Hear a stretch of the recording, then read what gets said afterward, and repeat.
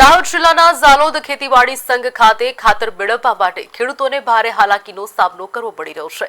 ચોમાસાની વાવણીની સિઝન વચ્ચે ખાતરની માંગ વધતા વહેલી સવારથી જ ખેડૂતોની લાંબી કતારો જોવા મળી હતી। જ્યાં ખેડૂતોના જણાવ્યા મુજબ તેઓ છેલ્લા 2, 3 અને 4 દિવસથી સતત ખાતર મેળવવા માટે લાઇનમાં ઉભા રહે છે।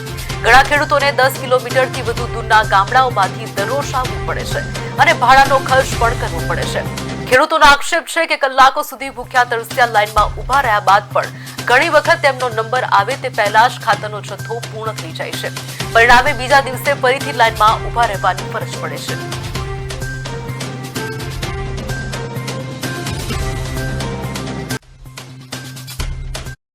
હું સંઘના મેનેજર તરીકે શ્રી રસુભાઈ બારિયા અમારા સંઘમાં ખાતર વિતરણ કરી રહ્યા છે, તો પણ પબ્લિકનો ઘસારો હોવાથી અમને થોડું વધુ ખાતરનો સ્ટોક ફાળવવા વિનંતી છે।